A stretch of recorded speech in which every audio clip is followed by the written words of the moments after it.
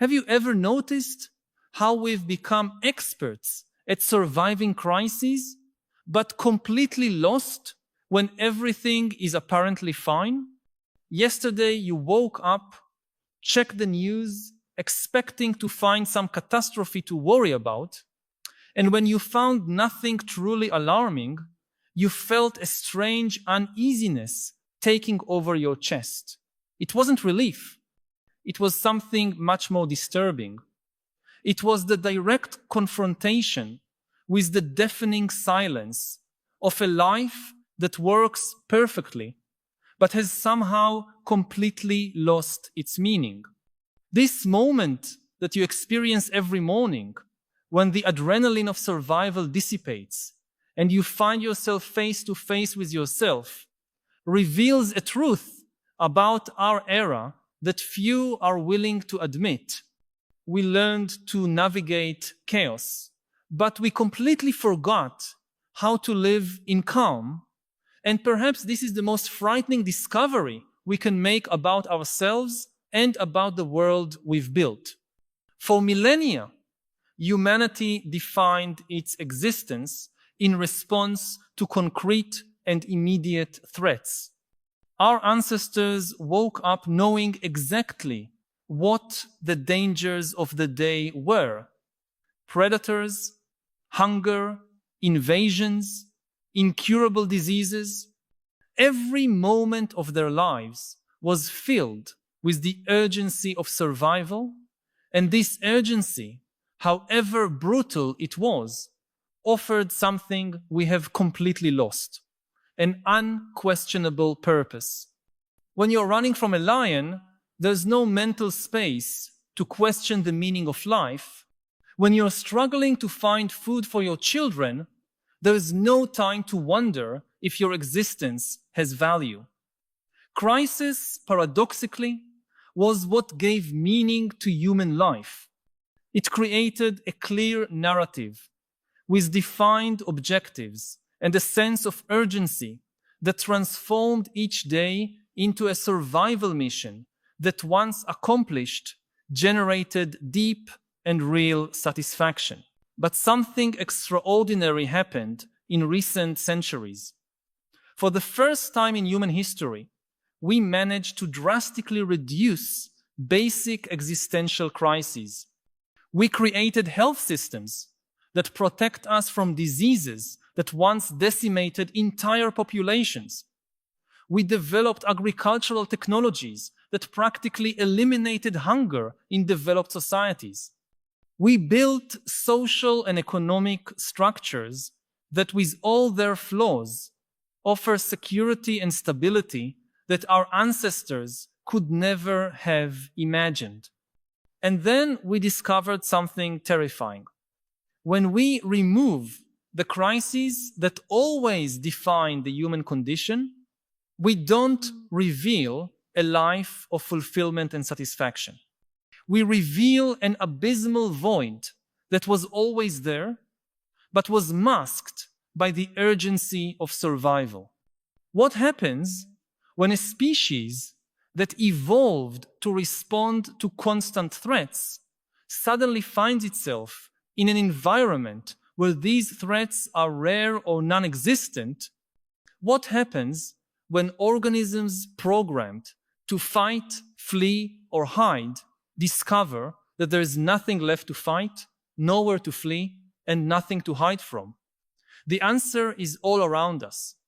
We see an entire generation that has access to more information, more opportunities, more connections, and more resources than any previous generation, but reports levels of anxiety, depression, and existential emptiness unprecedented in human history. We see entire societies that solved basic survival problems, but now face epidemics of suicide, addiction, and despair. And the question this raises is disturbing. Did we need crises to feel alive? Modern technology has not only eliminated many traditional crises, but also created an environment that exponentially amplifies our experience of emptiness. Our smartphones connect us instantly to millions of people, but leave many of us feeling more isolated than ever. Social media allows us to share every moment of our lives with the world, but has transformed authenticity into performance and connection into competition. Sophisticated algorithms can predict our desires with frightening accuracy and deliver exactly what we want before we even know we want it. But this process leaves us with the disturbing feeling that our choices aren't really ours. We live in an age when we can do anything, go anywhere, be anything, but this infinite freedom, instead of liberating us, paralyzes us. When everything is possible, nothing seems necessary. When all doors are open, we lose the ability to choose one and walk with conviction. Artificial intelligence promises to solve our remaining problems, automate our work, and optimize our decisions. But every problem it solves reveals another, deeper problem. When machines can do what has always defined human work, what's left for us to do? When algorithms can make better decisions than us in almost every area, what is the unique value of human consciousness? And when intelligent systems can convincingly simulate relationships, creativity, and even love, what makes us special as human beings? The honest answer is that we may not know. And perhaps this uncertainty is precisely what's consuming us from the inside. The cruel paradox of our era is that we created a world that works so well that it made us question whether we need to function within it. We solved so many external problems that we finally had to confront the internal problem that was always there. The question of what really matters when you remove all the struggle for survival. And we discovered that most of us don't have a satisfying answer to that question. We spent so much time learning to solve crises that we never learned to create meaning. We became so efficient at reacting to external problems that we forgot how to cultivate a rich and substantial inner life. Notice how we react when real crises emerge. During the pandemic, many people reported that despite fear and uncertainty, they felt more connected to a purpose than they had in years. There was something to fight for, something to protect, something that really mattered. People rediscovered the importance of family, community, health, genuine relationships. For a moment, priorities became crystal clear. And then, when the crisis passed, many found themselves back to the same emptiness as before, but now with the painful memory of what it was like to have a life with clear purpose. This reveals something fundamental about human nature. We're not made for the absence of challenges.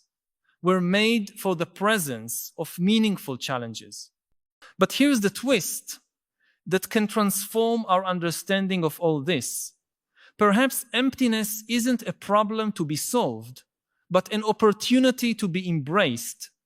Perhaps we've reached a moment in human evolution where our task is no longer to fight for physical survival, but to fight for the conscious creation of meaning. Perhaps the emptiness we feel isn't a failure of our system, but the necessary space for the next phase of our evolution as a conscious species. For the first time in history, we have the luxury of choosing our own challenges. We can consciously decide what's worth fighting for, what's worth preserving, what's worth creating. We no longer need to accept the challenges that nature or necessity impose on us. We can become the architects of our own purpose. But this requires a skill that our species has rarely had to develop. The ability to create meaning from nothing, to choose values from total freedom, to find direction in the absence of external coercion. I want to pause for a moment to ask, do you also feel this conflict between the security we've conquered and the emptiness it sometimes reveals? This feeling that despite living in the most prosperous and safe period in human history, something essential seems to be missing? I know it can be difficult to admit this in a world that constantly tells us we should be grateful for everything we have. But perhaps it's exactly this pressure to always be satisfied that prevents us from recognizing a fundamental human need, the need to grow, to face challenges, to create something greater than ourselves. If this feeling resonates with you, share your experience in the comments. It can be as simple as writing, "I feel this emptiness when," and fill in with your personal experience. Your honesty might be exactly what another person needs to read to understand they're not alone in this search for meaning in a world that has solved so many problems, but somehow lost its soul in the process. The issue isn't to return to the crises of the past or romanticize suffering. The issue is learning to create constructive crises, challenges that we consciously choose because they make us grow, connect us with something greater than ourselves, and give us the experience of being alive in a way that goes beyond mere survival. This could mean dedicating your life to solving problems that really matter, even if no one is forcing you to do so. It could mean building deep and authentic relationships in a world that facilitates only superficial connections. It could mean developing skills and knowledge, not because you need them to survive, but because the process of growth itself is what gives texture and flavor to the experience of being alive. The greatest challenge of our era isn't technological or economic. It's existential. It's the need to redefine what it means to be human when machines can do almost everything that once defined our utility. It's the need to find purpose when survival is guaranteed. It's the need to create community when technology allows us to live completely independent lives. It's the need to cultivate wisdom when we have access to all information, but little understanding of how to use it to live well. Perhaps true human evolution has always been about this. Perhaps all our history of technological and social progress has been to bring us to this moment when we finally have the freedom to consciously choose who we want to be and how we want to live. Perhaps the emptiness we feel isn't a sign that something is wrong with us or with the world, but a sign that we've reached an evolutionary turning point where we can stop reacting to circumstances and start creating them. This is both a terrifying and exciting responsibility. It means that each of us becomes responsible for creating a life worth living. We can no longer blame circumstances, society, or nature for our lack of purpose. We have to take responsibility for being the authors of our own narratives of meaning. And this requires courage. It requires the courage to choose values and pursue them even when no one is forcing you to do so. It requires the courage to build deep relationships in a world that rewards superficial connections. It requires the courage to seek growth and challenge when it would be easier to settle for comfort and security. What does this mean practically? It means that perhaps we need to stop waiting for the world to give us purpose and start giving it to ourselves. It means that perhaps we need to stop looking for happiness in the things we buy or the experiences we consume and start finding it in the things we create and the people with whom we share our journey.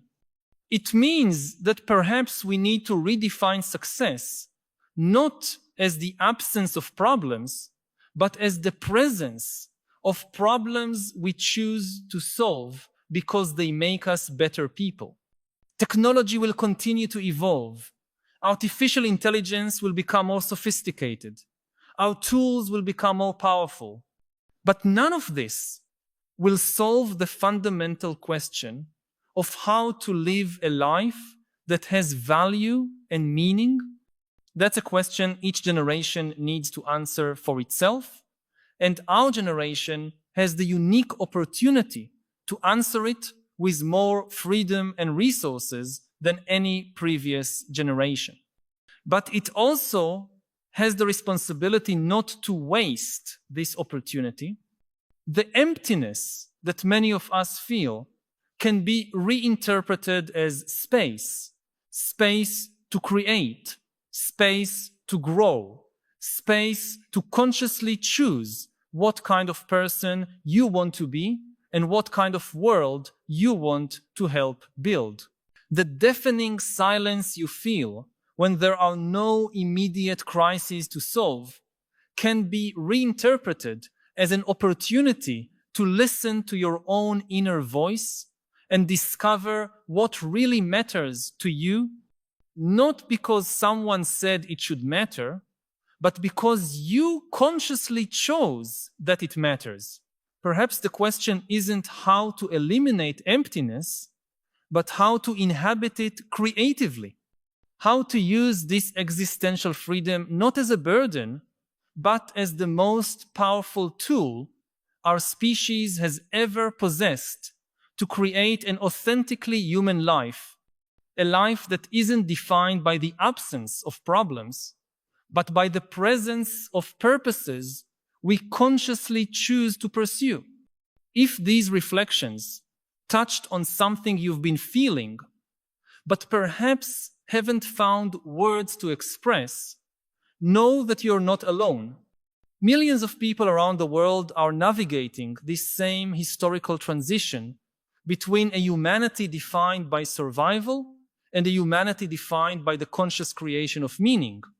If you recognized yourself in the questions we explore today and feel you need more clarity to navigate this increasingly complex world, but also increasingly full of possibilities, consider joining us on this journey.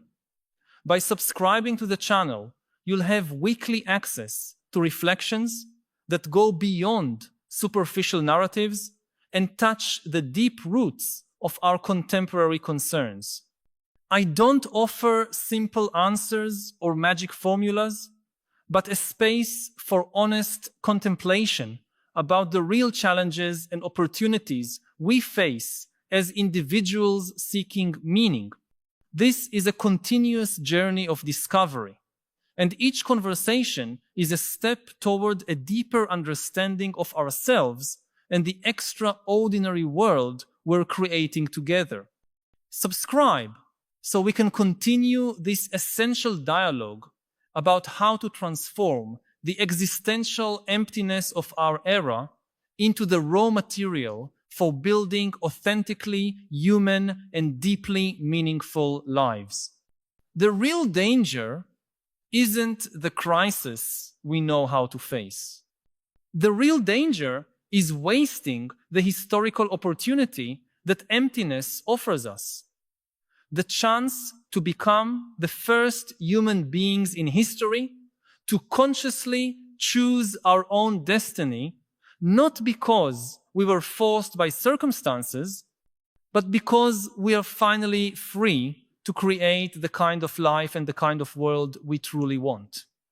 And this may be the most exciting adventure our species has ever embarked upon.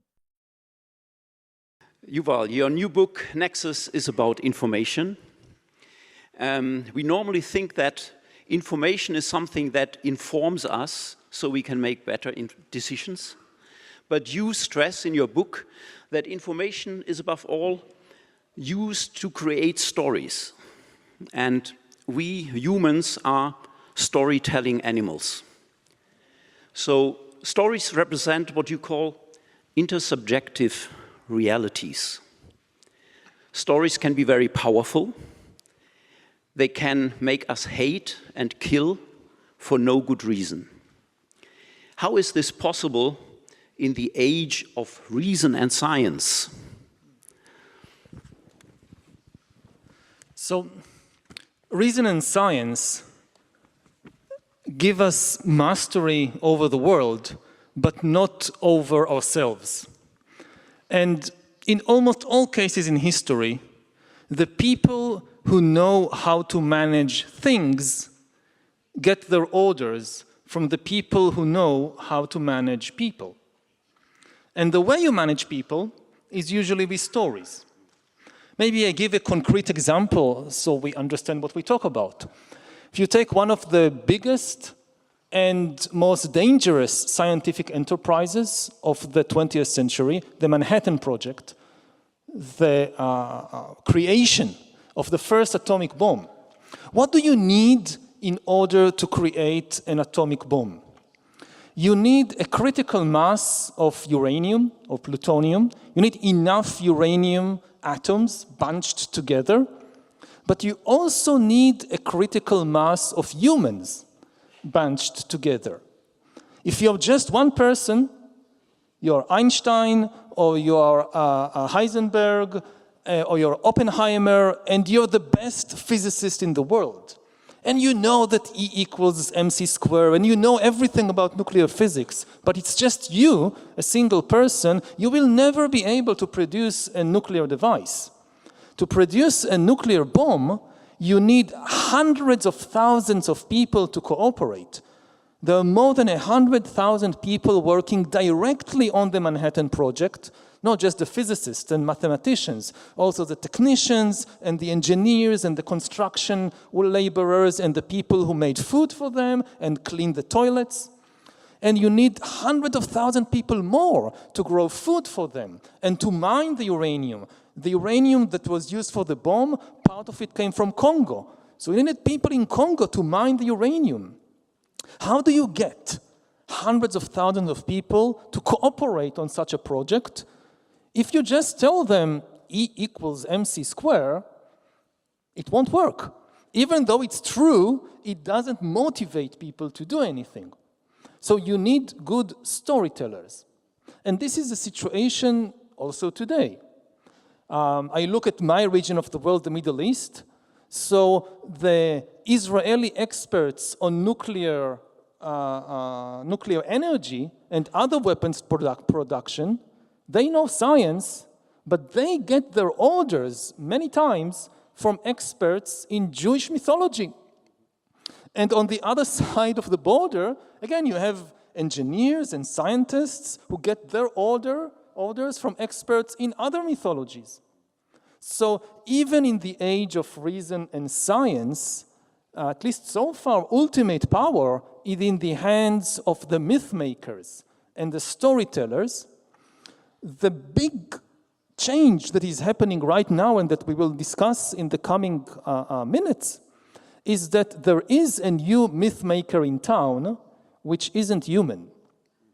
For the first time in history, there is something on the planet that can tell stories and even invent new stories and is not a human being, and that is AI. Yeah, thank you. Yes, we come to that. Let me stay with the stories in general, because we have a media specialist and a media scholar, Kaori. Media, of course, they play a central role in the circulation of information. How do you see their role in the storytelling business? Yes, thank you very much, Franz. My name is Kaori Hayashi. I'm a media and journalism scholar at University of Tokyo and also executive vice president at this university. And I'm so honored. Thank you very much for being here and talk with you, Yuval, and and in front of such a large audience. Thank you so much. It's an honor.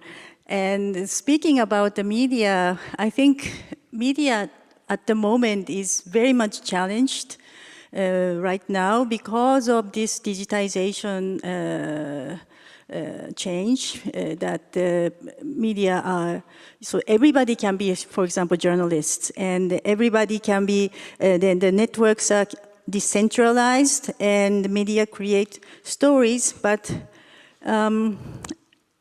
from every corner of the society, people create their own stories. And journalism, I think, has been, so I understood, has been a self-correcting tool in democracy. As this is I think the key word of your book is the self-correcting mechanism. And journalism has been served as a self-correcting tool, and the media also creates public discourse and shape understanding of the people, especially in the democracy. But we all have to understand that media is not neutral. Any media, every media works as framing as well as agenda setting. So we have to always think that bias is inevitable, even if professional journalism we praise is so good, and we have to think about that. And corporate media has been scrutinized so much because of this digitization, and in Japan too, media are often seen as favoring powerful interests and over marginalized voices. So yeah, I think, so choosing what to report and how to report is never neutral. As when I was in New York, I saw the graffiti saying neutrality favors the oppressor. So I think that's kind of the narratives that recently prevailing in the world of journalism. So I think balancing storytelling with factual accuracy is very, very difficult, even in the world of journalism.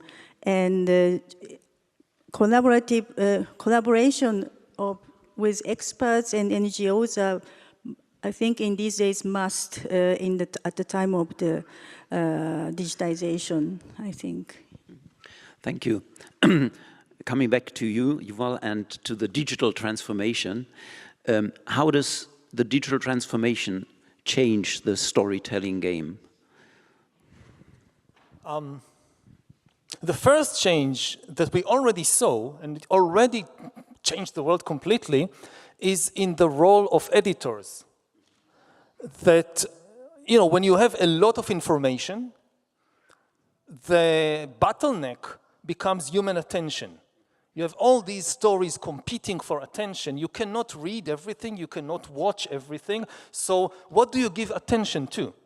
And this is the role of the editor. So traditionally, say the role of an editor of a newspaper is to decide what will be on the front page of tomorrow's newspaper. You have to take into account consideration of what is true. You don't want to publish a lie on your front page, but there are many truthful stories, and you can't put all of them, so there are other considerations. What is most important? And by putting something on the front page of the newspaper, you shape the conversation of millions of people. Millions of people read it, they think about it, they talk about it. Even if they don't agree with you, you have captured their attention. And capturing people's attention is the key to power. We saw it, for instance, in the debate between Trump and Harris, that the only thing that most people remember from that debate is what Trump said about the cats and dogs. And this is power. It doesn't matter if you agree or disagree, if it's a lie or a truth. The ability to he's a PR genius. In other areas, he may not be such a genius. But in PR, definitely, he knows how to capture people's attention. And you look at the power of editors that decide what will be on the front page. In the 20th century, for instance, Lenin, before he was Soviet dictator, his one job that he had was editor of a newspaper, Iskra. Mussolini started as a journalist, then he became editor of a newspaper, I think the Il Popolo d'Italia, then he became dictator. So this was like the level of promotion, journalist, editor, dictator. Now, who are the most important editors today in the world? What are their names? They don't have names, like Mussolini or Lenin, because they are not human beings. The editors of the most important media, social media, who edits Twitter? Who edits the Facebook newsfeed? Who edits TikTok? Not human beings. Algorithms, AIs, already took over this very powerful position of deciding what will capture the attention of millions of people. And this is one of the reasons for the crisis of democracies, that democracy should be a conversation between human beings, but it's now being taken over by algorithms. And this is very, very primitive AIs. The next step, which we are already seeing the beginning of this, is for the AIs not just to edit the stories written by human beings, but to create the stories by themselves. And we have no idea what the result will be. We have thousands of years of experience with human storytelling.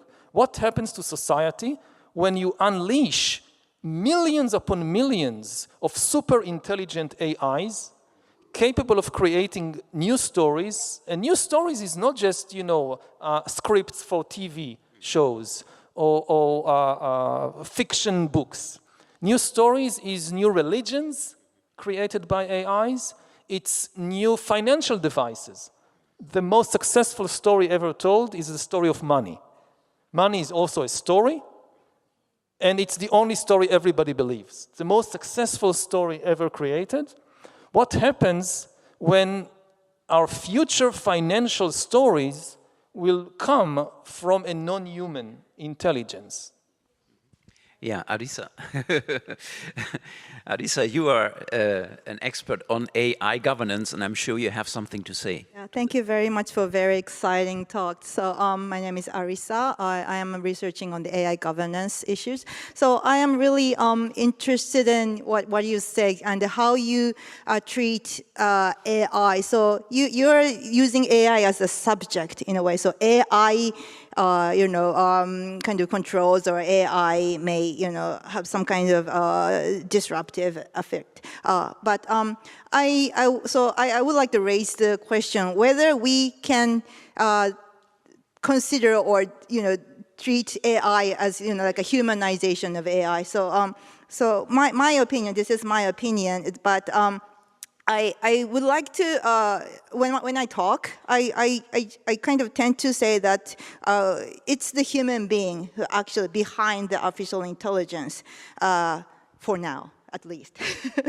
And so I agree that these algorithms are actually kind of change, well, maybe affecting our world, or maybe, the election, and or our cognitive way of thinking. The social network, social medias are actually kind of affecting our way of thinking, or maybe our life, or maybe what to learn, who to speak with. However, I think, well, as a researcher of the AI governance, I think to some extent, for example, like the giant tech company can take some roles as a governance. For example, that is actually lead to some kind of discussion, like the Meta stated that they will stop like a fact checking. But there, but still, you can, if those kind of fact checking, or those kind of governance mechanisms works in better way, then we can believe that the society can be, not so much disastrous or chaotic issue, because to some extent we can control, or at least we can say there's a human behind it with the goodwill, or who wanted to take the responsibility of what their product or the services are spreading all over the world.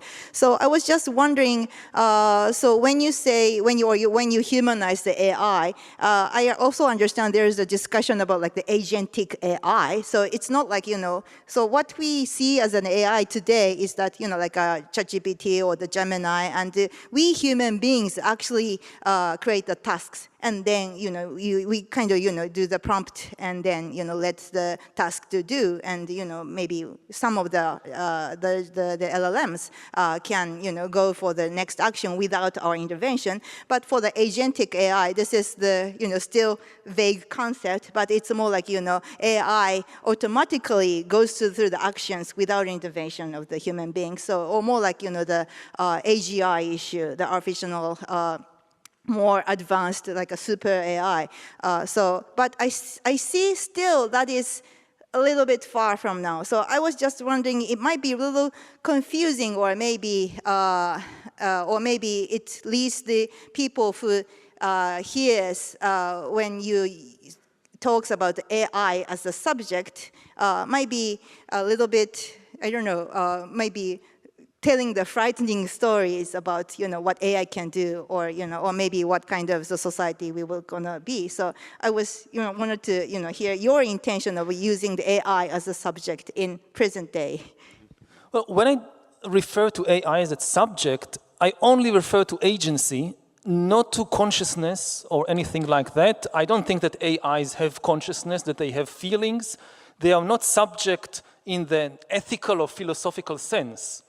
But they are subject in the sense of having, for the moment, limited agency, down the road, potentially unlimited agency. One way to approach it is by thinking about AI and bureaucracies. That, if you think about, say, the power of a lawyer, let's imagine the most capable lawyer in Japan. As the most capable lawyer in Japan, she is a very powerful person. She knows her way around the laws of the country. She can get things done. She can pass judgments in court. But what is her power? Her power exists only within a certain bureaucratic system of laws and government offices and so forth. If you take her and drop her in the middle of the jungle, she's powerless. Any elephant, any hyena is more powerful. But within the existing bureaucracy, she is much more powerful than all the elephants of the world put together. The same thing for AI. If you isolate AI, if you take ChatGPT and throw a smartphone with ChatGPT in the middle of the savannah, can't do anything. It has no agency in the animal sense. Okay, let's start digging in the earth and finding iron and build a robot. Can't do that. But within the existing bureaucracies, structures that humans have already created and imposed on the world, AI already has tremendous agency and power, much more than many humans, because AI is a native bureaucrat. No lawyer can remember all the laws of a country. AI can easily do that. No banker can follow all the things that are happening in the markets every moment. AI can do that. So in finance, in law, in the military, AI is getting a lot of agency. If we take the paradigmatic case from almost 10 years ago, the Rohingya massacre in Myanmar, which was to a large extent the result of propaganda spreading on social media, on Facebook, and propaganda which was deliberately spread by the Facebook algorithm with the aim of getting more engagement, causing people in Myanmar to spend more time on the platform, because this was the business model of the company. The crucial thing to understand is that no human being in Facebook headquarters had any ill will towards the Rohingya, or any understanding of what was happening. They didn't even speak the language. It's not that some human being in California said, oh, I hate the Rohingya people, let's start spreading propaganda against them so that they will kill them and expel them. No, the human being told the algorithm something very simple and seemingly innocent. Increase user engagement in Myanmar. Make people more engaged, spend more time on our platform. Well, that sounds good, engagement. Then the algorithms by themselves experimented on millions of people in Myanmar and discovered by trial and error that if we show people hate-filled conspiracy theories, they become very engaged. They spend more time on the platform. If we show them a Buddhist sermon on compassion, they go to do something else. So the algorithms made a decision, let's show people more conspiracy theories, less sermons on compassion. Now, of course, it ultimately is the responsibility of human beings. You can come to the managers of Facebook and tell them, what have you done? Why have you released such a powerful engine without proper supervision, fact-checking, and so forth? So ultimate responsibility still is with the humans. But to understand what happened in Myanmar, and this was almost 10 years ago, 2016, 2017, we need to take into account the fact that there is a new agent that is able, you know, it couldn't work like that with radio. If you just distribute radio sets to people, the radio can't tell you what to listen to. Radio is not an editor. But Facebook platform is not like radio. It has the capacity to make decisions, oh, let's show people this content and not that content. So governance, I mean, the responsibility of people. So the only thing we can regulate at the moment is people. Can we make the people responsible or more liable? I mean, liability is one instrument to sort of incentivize people to do good things, to avoid bad things. Is that an approach to governance? Would that be, I mean, to both of you? Arisa, you want to go first? You.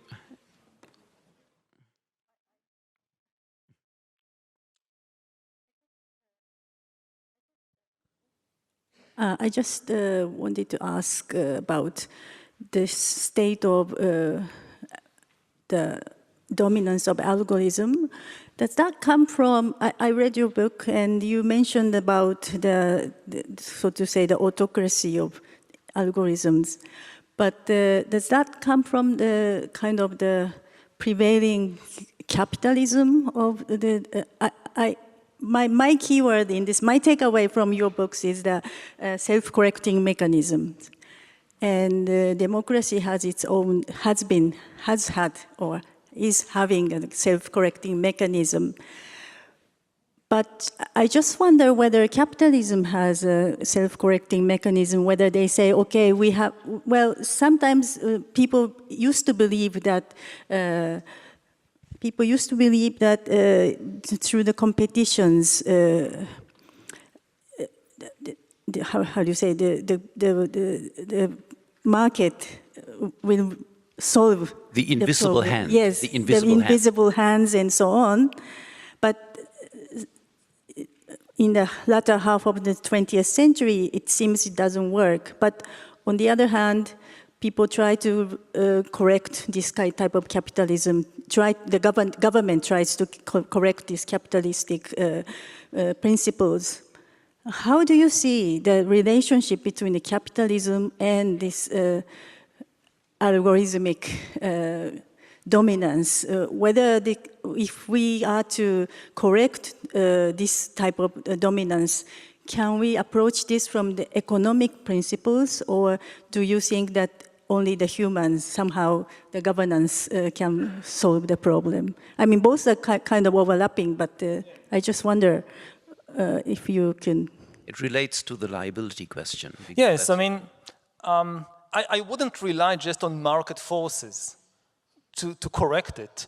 I mean, capitalism does have its own self-correcting mechanisms through the market, and ultimately, when it works well, at the heart of capitalism, there is actually a very positive idea of a win-win economy and win-win situation. For most of history, people sometimes confuse capitalism with greed. But greed is just, part of human nature, and long before there was capitalism, there was greed, there was slavery, there was exploitation. These things didn't come out of capitalism, and we saw in the recent centuries that communists can be as greedy and exploitative as capitalists. So I wouldn't place all the blame on capitalism. When it works well, the key idea of capitalism is that the economic pie can grow so everybody can enjoy more at the same time. For most of history, the economic thinking, or correct me if I'm wrong, was that the economy is a pie of a limited size. If I have more, it means you have less. So it was bad to be rich. And the rich had to contribute and do charity to compensate for that.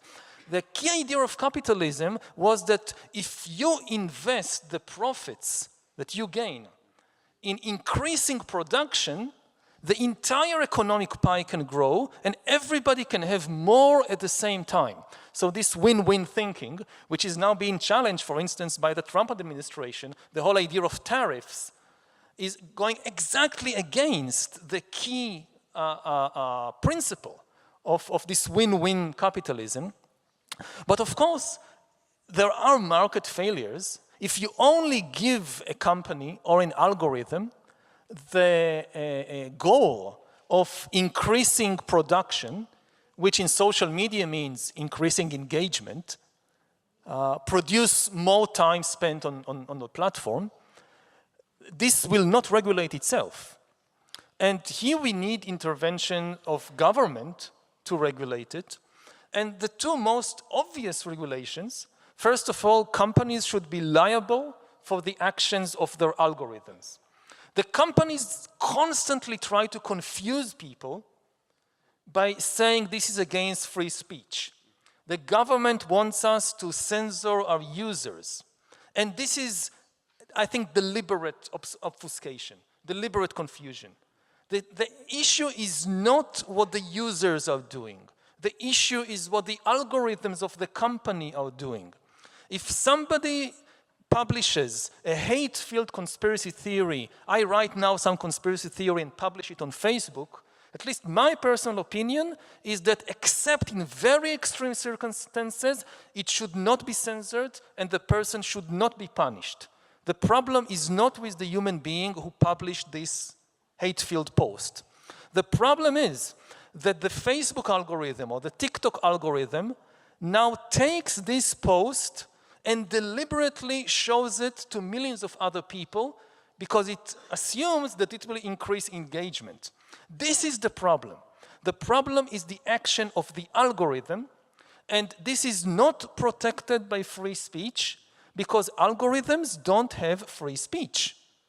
So you cannot protect the Facebook or the Twitter algorithm by saying, oh, but it has free speech. It doesn't. The other key regulation that I think every government should pass as quickly as possible is to ban fake people. The same way that ages ago they banned fake money. If you counterfeit money, you go to jail. You should have as much protection for humans as for money. So you can't counterfeit humans. What does it mean to counterfeit humans? It means for an AI or a bot to pretend to be a human being. Previously, there was no way to do that. Now the technology is there. And if we want to keep democracy as a conversation between human beings and not being taken over by bots, so again, very simple and clear law that it is forbidden for AIs to pretend to be human beings. And if companies allow it or do it, they should be punished. AIs are welcome to talk with us in various situations, provided they disclose that they are AIs. Thank you. I think because we're talking today also about education and science, let's move on maybe to the question of education.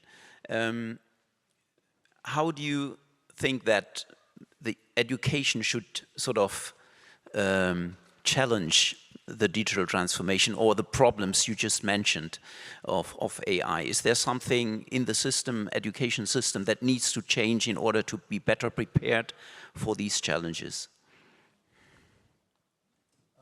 Somebody wants to know? We'll come to the Vice President of Todai later. I think one key principle is to understand that for the first time in history, we don't know how the world would look like in even 10 years. So our responsibility as educators, it's heavier, more difficult than any time before. Of course, you can never predict political events. You could never predict an epidemic or an earthquake. But a lot of other things you could predict. For most of history, the basic economic structure didn't change very quickly. The skills that people needed didn't change very quickly. So if we go back, say, 500 years or 1,000 years to Japan in the feudal era, people know what skills to teach the young generation. They need to know how to read and write, they need to know how to ride a horse, they need to know how to plant rice, they need to know how to bake.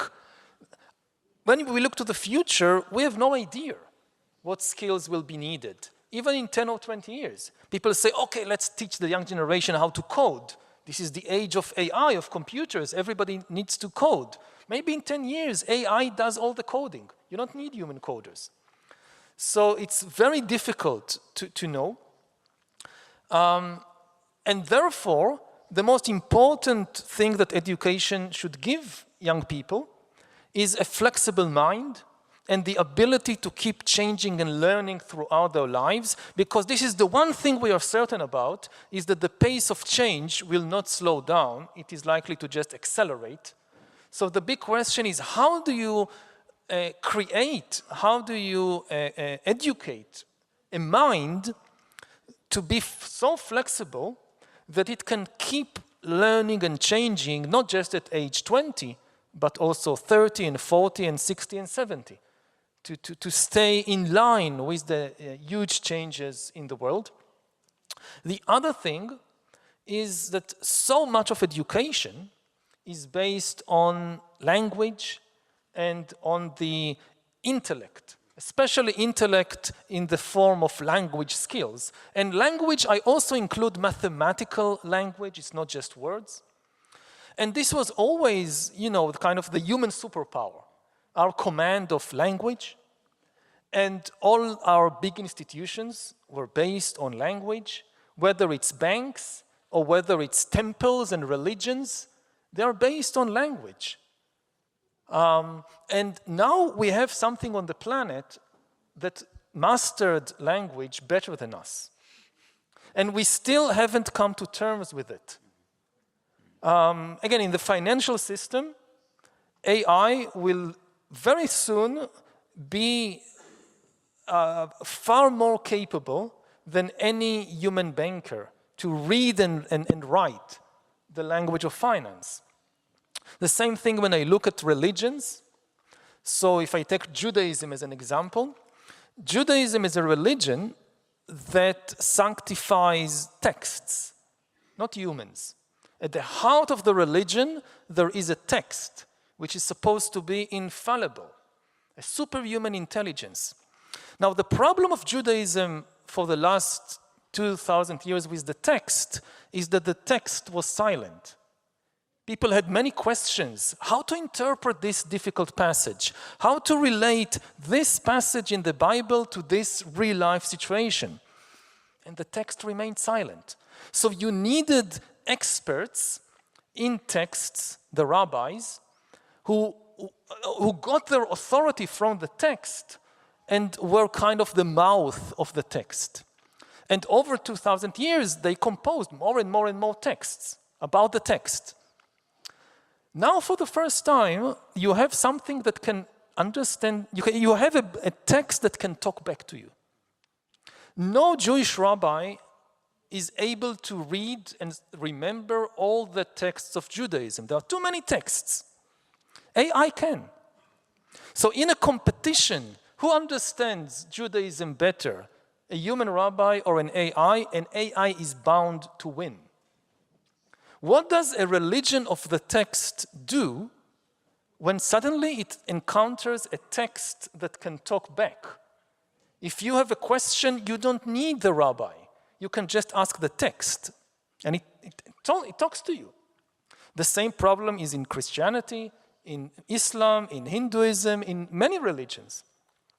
So this all relates to the question of education.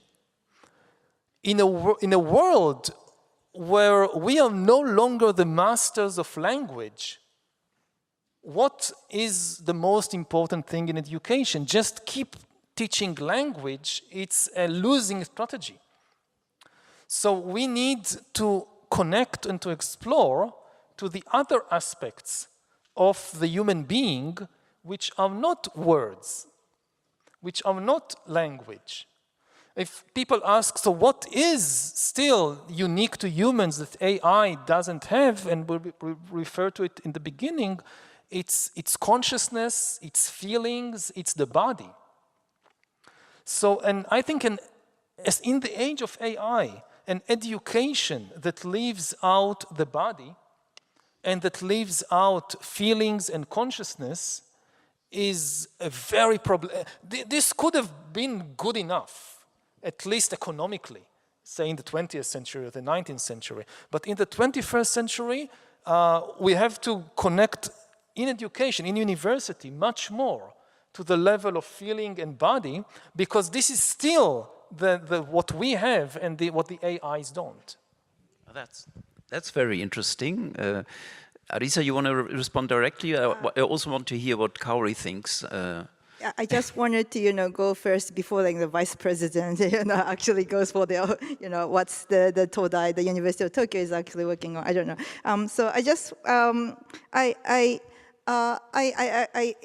agree with, what you said about, it's, we can, what on the education, what we wanted to, what we can do for the next generation is to look into the other than text. But on the other hand, I myself is already still a bit tired to, catch up, So you said about, we need some kind of, flexible mind and to, to keep changing, but not everybody can, catch up to, or maybe, if you wanted to accept this, diverse viewpoints, it might be, worthwhile to talk about, maybe it's, not everybody can, catch up to all the technology, and maybe it may becoming very tiring world, or maybe, very rapidly changing, very excited. But in your word, you say exciting is not, always the good term. So that is, the point. I think it's, we also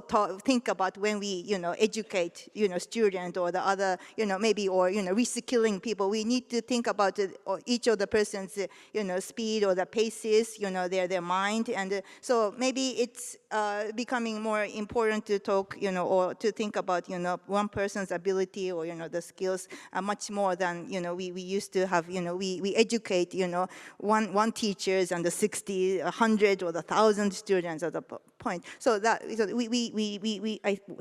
that's the thing I thought from your talk. And the other point is that I think the role of the education is to let the student or the people to kind of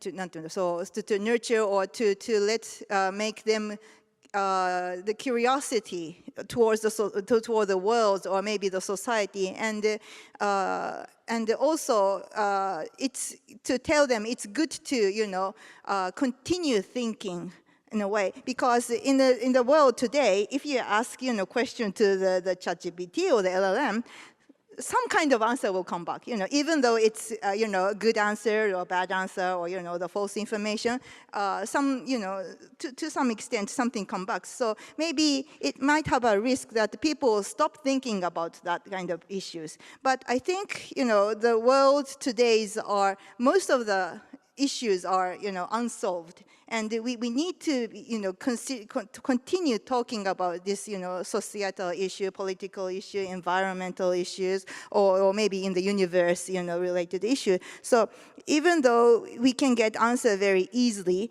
but maybe it might be good to, even though we can use this, the ChatGPT or the Gemini, but also we need to teach, or we need ourselves to think about that. We need to continue thinking about whether this question is correct, or maybe in a good sense, or maybe this might lead to critical thinking as well. But I think this might becoming very difficult because ChatGPT gives us answer very easily. So so we need to tell the student or the people who are actually using. So don't stop thinking when you get the answer from the text, and then that kind of way of critical thinking might be very important when do this kind of education with the ChatGPT or the LLMs. Yeah, convenience is always an enemy of progress, maybe. But Kaori, is Todai thinking about these things, especially the idea now to put more emphasis on the mind in the field of education, the mind and the body? Thank you so much for the difficult question.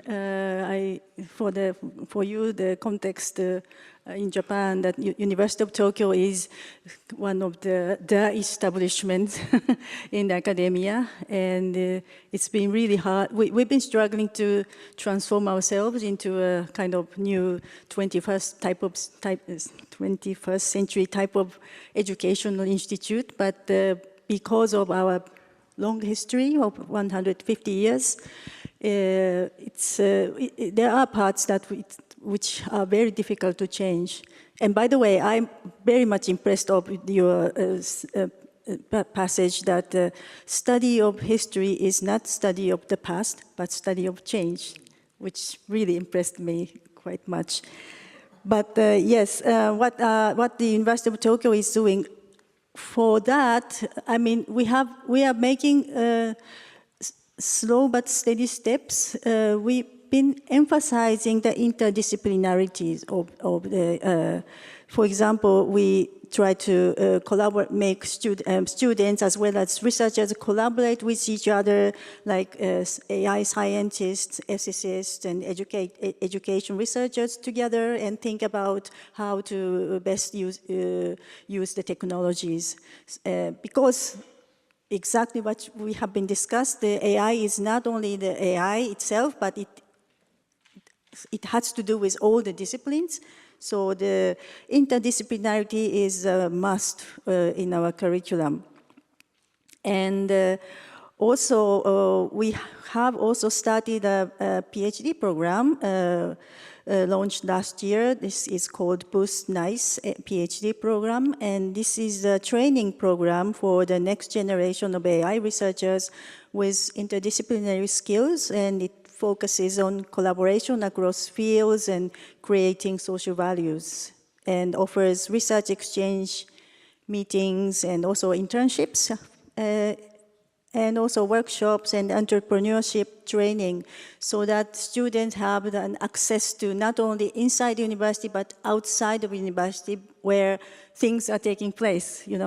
I think academia is always something that we really cherish the achievements of academia and science, but nowadays we have to keep up with what's going on outside of the university, because the industry monopolizes the data and so on. So somehow the industry or the MAGA tech industries, they monopolize the database, and they are the ones who can do the data science. So we cannot ignore that. So we try to make our students look at what's going on outside of university. And also, we have also created a forum among the professors, which was kind of a voluntary organized forum, and we discussed how AI can support teaching and research while maintaining academic integrity, because many researchers, including myself, are kind of, we have a fear that if we use AI in our research and also in teaching, but we kind of think that maybe we're cheating, you know? We don't know the thin line between where the cheating starts if we use the AI. So we want to really discuss how others are using AI and try to confirm that these cases are okay, but these cases are not okay, and so on. Because it's so new, and we have this type of forum. And also, as a personal initiative, I founded a research project called BAI Global Forum, which you are also the member of it, and which focuses on the AI's relationship with gender, minorities, and social impact. And this is kind of the project that I founded, and also my colleagues, and also Alisa is also one of them, and they are leading the relationship between social issues and AI inside university. The name BAI Global Forum means that behind AI, beyond AI, and before AI. So we try to study the history and the current, so to say, the fundamentals of what AI can, what AIs are in this world. So. Yeah, so I think we try to be flexible in these ways. We try to set up forums and try to set the study group and also bring students together to make the interdisciplinary studies and so on. But it's on the way. So, and I think more or less in the world, universities are struggling, I think, because we have better teachers called AI in a way, and we don't know how we can keep our authorities. Yeah, this idea of using AI to make education better, if we come back to this question that people are so different in catching up with all what's happening, can you imagine that, I mean, at the moment education, university education is mass education. But maybe with the AI, it could be more personalized to people, to fit, sort of. But then there is the danger, I mean, through this personalization that you basically put people in categories, I don't know. But have you thought about this way of personalizing education through AI? Yeah, one of the huge positive potentials of AI is the ability to create much more personalized services in all kinds of fields. In medicine, in education. So in education, yes, instead of having like 40 kids in a class with very different abilities, interests, types of mind, and one teacher that somehow has to kind of strike a balance between these 40 kids. And of course, the teacher cannot know each girl and each boy independently and where they come from. And so instead of that, you can have an AI tutor who works with just every kid by themselves, that knows their history, that is interdisciplinary, because the same AI tutor can teach history and chemistry and physics, and you don't need to kind of separate it. And it can tailor the way he teaches specifically to the level of the pupil, to the way the pupil thinks. Some people have more of a visual mind, so the AI would use more of a visual teaching. Other people think more in words, so the AI would use more words. Like that, you can create a kind of personalized education. The potential downside is that both in school and also in university, a lot of the most important teaching happens during the breaks. When the pupils or students meet one another, and we saw it, for instance, during COVID, that it was somehow possible to recreate the experience of the classroom via Zoom, the greatest loss was the breaks. That the students could not go out of the classroom and sit together and have lunch together and discuss what happened in the class or discuss what happens in the world.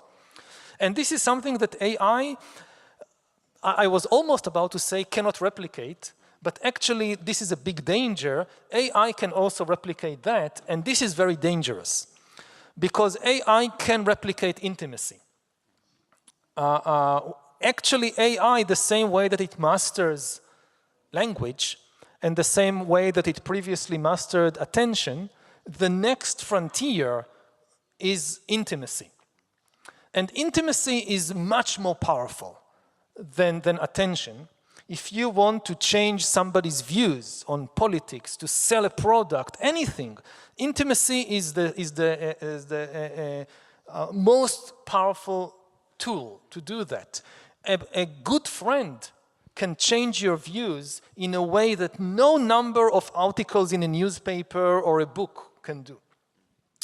And until today, nothing could fake intimacy, and it was impossible in particular to mass produce intimacy. So you could mass produce attention.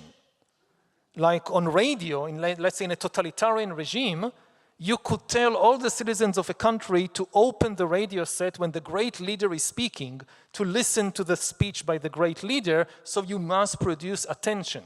But there was no way to mass produce intimacy. AI can do that. Now, what happens if a new generation grows up and develops intimate relations with AIs instead of with other human beings? This, again, we don't know. It could have some maybe benefits, but the potential danger is enormous. That people will become attached to fake people, and we lose, and in the process we lose the ability to create intimacy with real human beings, because real human beings are much more problematic than AIs. Like if an AI that wants to become your intimate friend, its greatest advantage is that it has no feelings of its own. So it's never upset, it's never angry, it's never tired. It can focus on you 100% and understand exactly how you feel, and in that way create a fake sense of intimacy. You try to establish a relationship with a human being, the feelings come in between. But the thing is that real intimacy is not just wanting somebody else to care about me. Real intimacy is I also care about the feelings of somebody else, and AI has no feelings. So a society in which humans develop more and more intimate relationships with AIs is ultimately a society without intimacy. But maybe this can be controlled, or? I wanted to, ask this, when, and, not in this line, but when I read your new book. So I also think, I am a social scientist, so I kind of share your concern about the intimacy or maybe the dependency towards this AI robot. But I also have the colleagues who works in the robots and maybe, more familiar with the sci-fi or the manga, and, there's a story about, human beings very intimate with the robots, or, friend with the robot. And many of the, not many, but some of the, robot scientists in maybe Japan or maybe Asia actually say that they wanted to make, the Atom Boy, Doraemon, and, all those, the friendly AIs, or the friend AI or family AI. So I was just wondering, so in your book, so you actually talked a lot about, the stories, the cases, and so how do you see, this kind of, or maybe, in the, there's a Baymax, in the English speaking, this, movies, the kids movie, and there will be, a lot of other kids movie that, the robots or the AI is not the enemy, but there will be a friend. So there might be, the way of thinking that we might become a friend with AI or, the alien intelligence in your book words. So I am still, in the middle of, in the friend AI, robot AI, or maybe the enemy AI, or maybe to become more cautious about, this kind of new, relationships. But so when you are, citing lots and lots of, stories or or maybe other, or to say, like the Bibles or, the cases, how do you, or did you some kind of think of, maybe not avoiding, but not, mentioning about, you mentioned a little about like a science fiction, but not so much about, the manga or, other, those, or the novels about, human-machine interaction or human-machine relationships. So I was just curious, how do you see this kind of visions of humans, machines, are living together, or in some of the Japanese people say like a co-evolve in the society. So there might be one visions, with the machines and the human live happily ever after. Ideally, yes. I mean, again, I'm not against AIs or machines. They can bring enormous benefits. We talked about education. There is also in healthcare. They can help us deal with climate change. If you think about car accidents, if we have self-driving vehicles, it will probably save 1 million people every year. About 1.2, 1.3 million people die every year from car accidents. Most of them are caused by human error, like somebody drinking alcohol and driving. If we finally have self-driving vehicles, they will probably do some accidents, but far less. So saving 1 million people every year, that's wonderful. And also I'm in favor of, having friendly robots, or humans being on friendly terms and not being terrified and afraid. The problem is, when it comes to building intimacy and friendships, that we have a proper understanding of what it means. And as I just said, it's easy for people to imagine that friendship is when somebody cares about me, about my feelings, about my needs, that somebody sees me. People go through life constantly wanting others to see me, to care about me. I want my parents, my teachers, my friends to care about me. But this is not real intimacy. Real relationship must be two ways. Otherwise I'm becoming an extremely self-centered and egoistic person that just wants the entire world to be in tune with what I feel without caring about others. Now, to develop real relationship, you need the entity on the other side to have feelings and not just fake it. So you can have relationships with humans, with animals, with dogs, with cats. With regard to AI, the big question, which is an open question, we don't know the answer, is whether AI will be able to develop feelings of its own. We know for a fact that it can imitate feelings. It can make us think that it has feelings. This absolutely. But does it actually feel anything? That's the big question. And this is the question about intelligence versus consciousness. That intelligence is the ability to solve problems and attain goals. Consciousness is the ability to feel things. We know that AI is highly intelligent. It can solve problems, it can reach goals. Like in certain areas, like playing chess, AI is much better than the best humans. But does it feel anything when it wins the game? If it loses, is it sad? As far as we know, no, it doesn't feel anything. Will it be able in the future to do so? We don't know, because we don't understand human consciousness.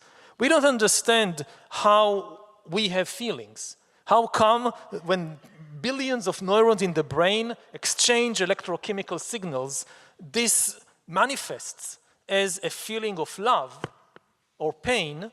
We still don't have a scientific theory of that. And that's why we don't know if it's possible to do the same thing on the basis of a silicon brain and not a carbon brain. So that's an open question. Yeah, I think this kind of discussion would have been very different in Germany, where people are so much more critical about maybe new technology, including AI. So since we are in Japan, maybe all three of you as sort of roundup of this roundtable discussion, what do you think that, well, we talked about regulation, yeah. Japan, normally when we talk about AI, we talk about the US, then China, and maybe Europe, regulating.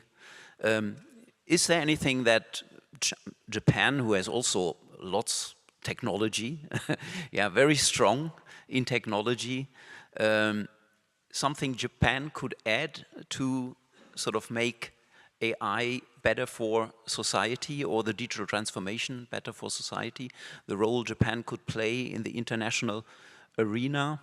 I don't know who wants to go first. Arisa, you've been always involved in this, so maybe you start and then we get response. Thank you. So I think I can talk two things about the AI regulation and the Japan's role. So one is that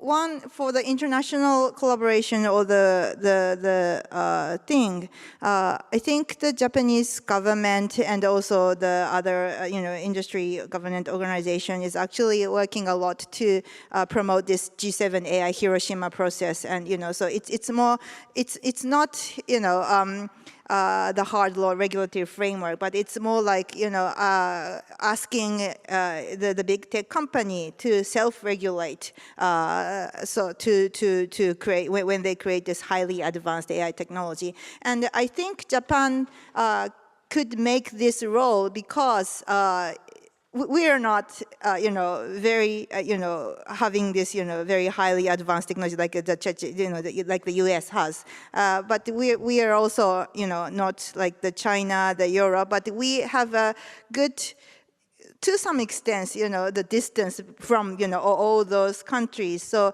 we can, the Japanese people or the Japanese government are kind of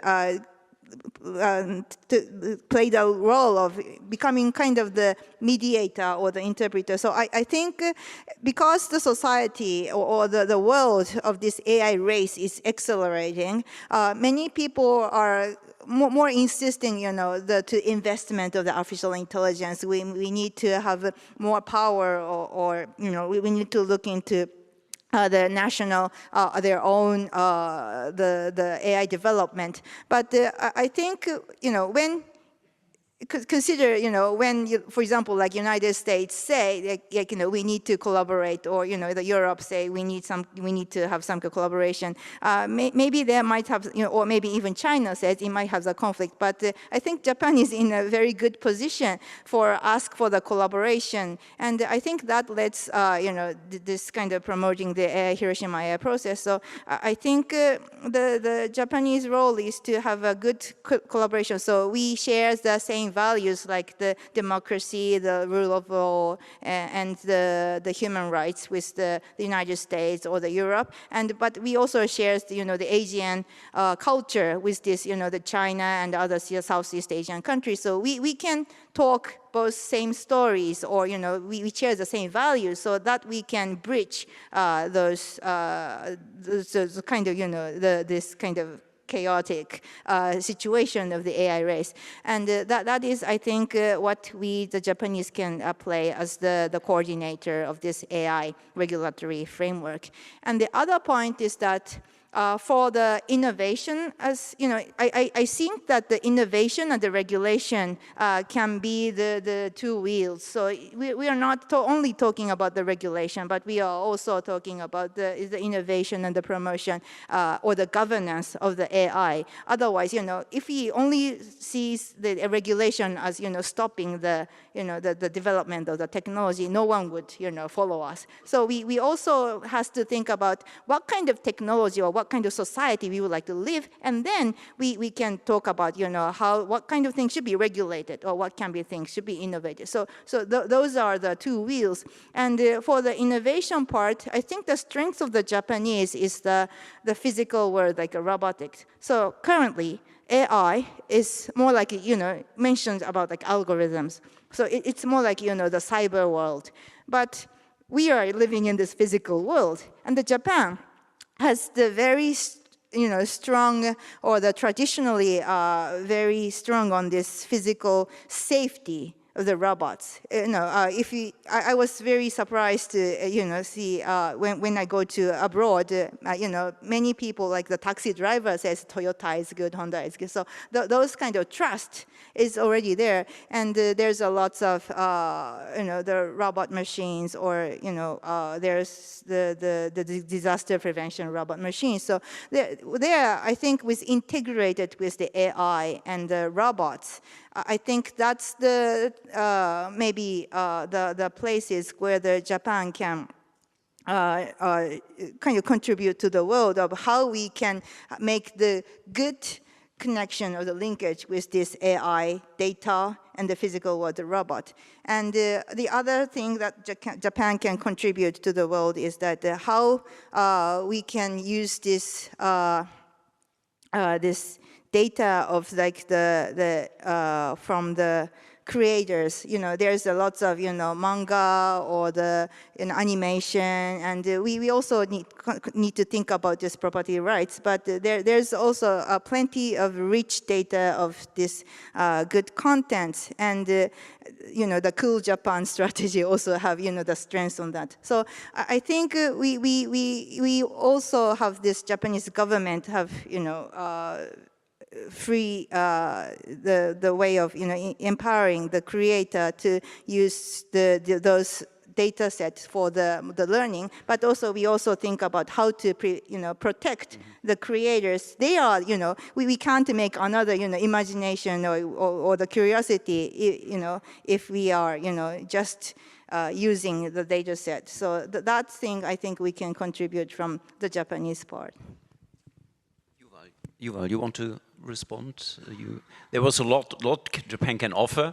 Yeah, I'm not an expert on Japanese industry or society, and of course the basic things are common to all the countries in the world. I mean, what is part of the AI revolution is its global nature, that no country can just isolate itself from the implications of AI.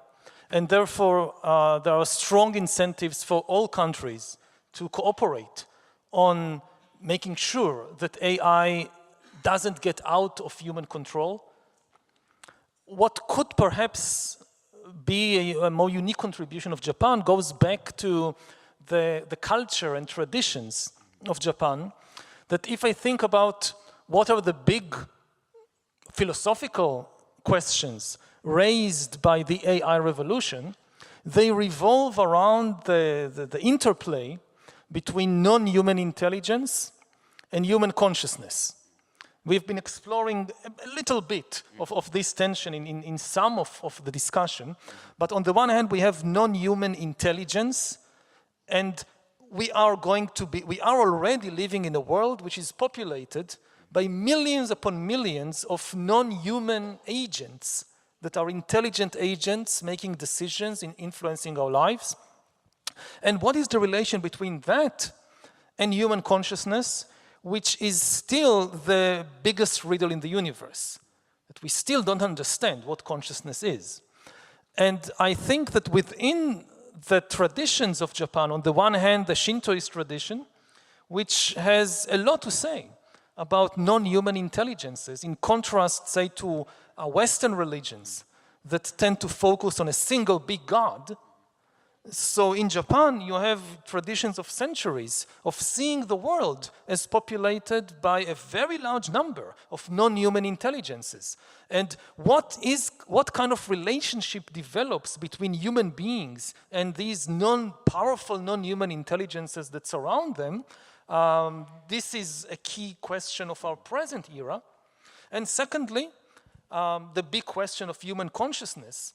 So again, we have the Buddhist traditions that have invested centuries in exploring exactly that. What is mind? And I think part of the beauty of this is a very difficult moment in human history, but in a way it's also a very beautiful moment, because many questions that for thousands of years have been abstract philosophical questions that most people just ignored. What do we care about that? They become practical questions.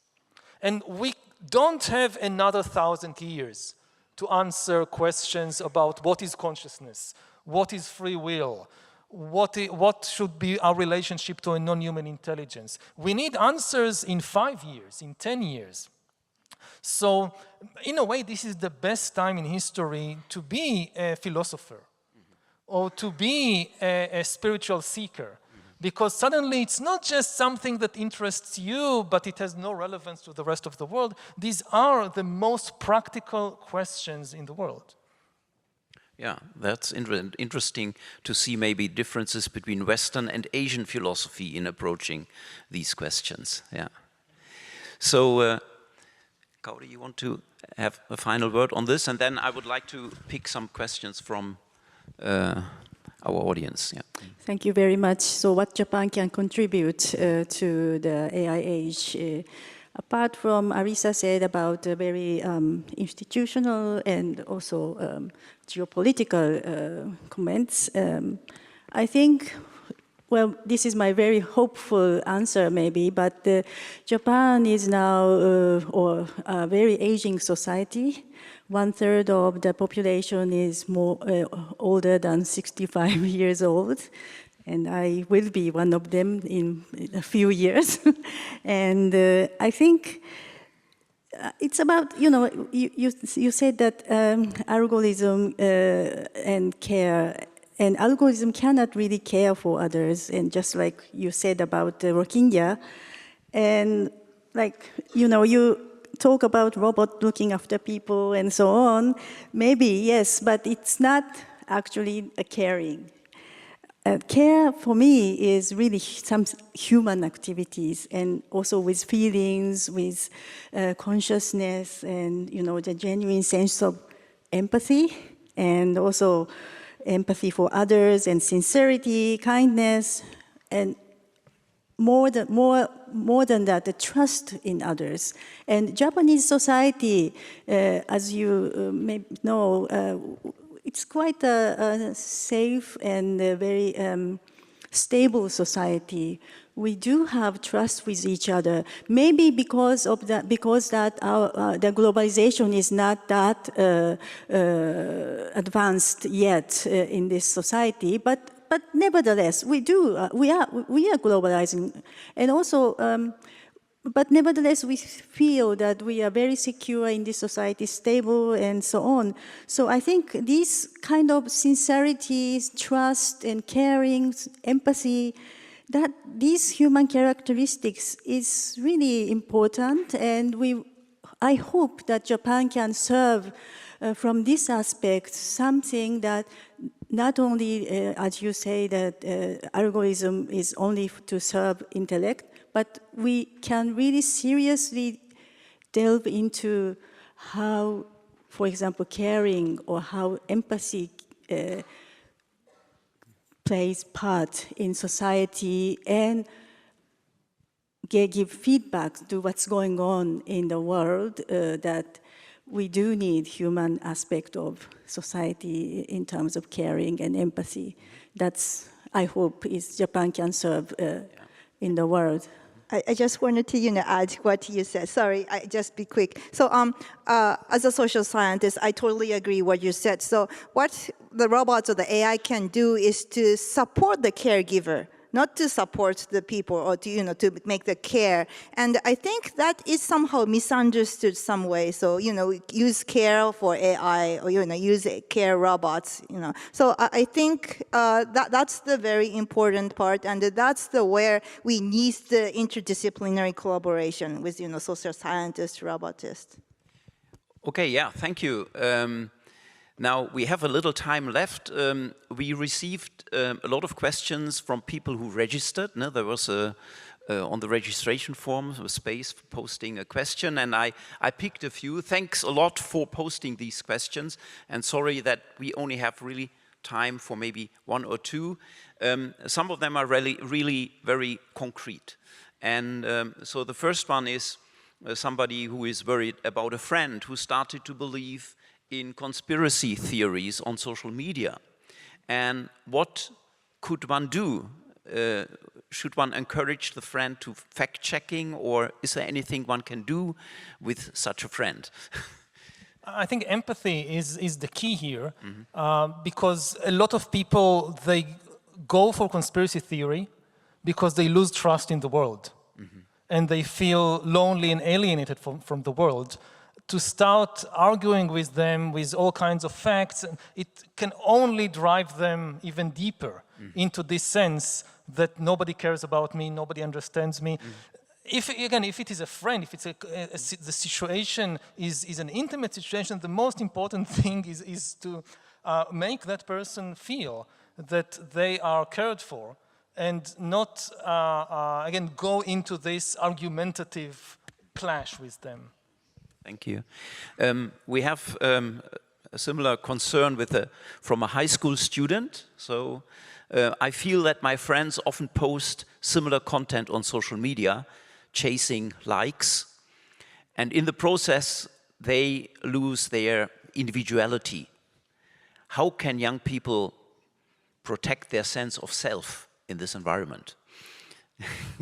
I think not just young people, but everybody needs to have an information diet, the same way that so many people have this, food diet. They are very concerned about what they feed their body, which is important. They should be equally concerned about what they feed their mind. And, some amount of junk food is okay, but if you constantly feed your body junk food, you'll become unhealthy. The same thing with the mind. If your mind goes on a diet of junk information, you will have an unhealthy mind. And it's individual. I don't believe in a one-size-fits-all diet, either for food or for information. But the main thing is to be mindful about the information, to understand that information is the food of the mind. If you feed your mind a diet of, say, greed and hate, what kind of mind you will have? So we are back to the question of education as well, yeah, and of course of caring for each other. There's another question that goes in a completely different direction. Is what do you think of the idea of entrusting the national budget planning or foreign policy decisions to AI? A very dangerous idea, certainly at this stage. We can't trust, foreign policy and budget are a lot about ethical decisions. And AI has no ethical sense. More than that, they are extremely unpredictable. We have no experience with AI. We've just created AIs. So they are extremely intelligent. They keep learning and changing by themselves, and therefore it's very difficult to predict in what direction they will go. With humans, yes, we know that humans have all kinds of problems, but at least we know the problems. We have thousands of years of experience with the problems of the human mind. So when we entrust foreign policy or budget to human beings, things can go wrong, but at least we can predict to some extent in what way things will go wrong. When you entrust it to AIs, you have no idea what kind of really alien problems might emerge out of it. And this is a general problem we see today in more and more fields, that people lose trust in humans and hope that the solution will come from giving power to AIs. And this is extremely dangerous. Like you see it in the financial sector, that the whole cryptocurrency movement, or much of it, is about not trusting human institutions like banks, which were traditionally produced the traditional currencies like dollars and yens and so forth, and instead putting faith in post-human currencies. You know, Bitcoin, Ethereum, all the cryptocurrencies, they are actually post-human currencies because you don't trust a human institution, you trust an algorithm. And there are all kinds of dangers with that, but the biggest danger of all is, as a historian, I would say, is the lack of history. Like, we simply have no experience with that. It's a bit like, you know, aliens coming from outer space, and people say, you know, these aliens, they are highly intelligent, they can solve cancer, they can solve climate change. Would we entrust the future of humanity to these aliens? Obviously not. We would realize, oh, this is a very huge gamble. We don't know anything about them. AI is in a way like these aliens. Of course, people would say, but we design the AIs. We don't design the aliens coming from outer space. We design the AIs. We'll design them in a way that will be safe. But this is a misunderstanding of what AI means. If you design something and you can predict everything it will do, by definition, it's not AI. The very definition of AI is this is something that can learn and change by itself, and therefore change in very unpredictable ways. Thank you so much. So I think we could go on for hours. There are lots of more questions. Thank you so much and for all these inspiring insights. And I think you deserve a big applause. So please.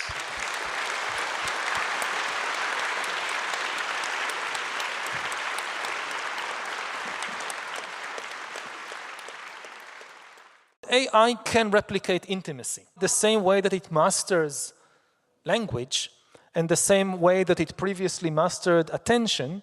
The next frontier is intimacy. And intimacy is much more powerful than attention. If you want to change somebody's views on politics, to sell a product, anything, intimacy is the most powerful tool to do that. Good friend can change your views in a way that no number of articles in a newspaper or a book can do.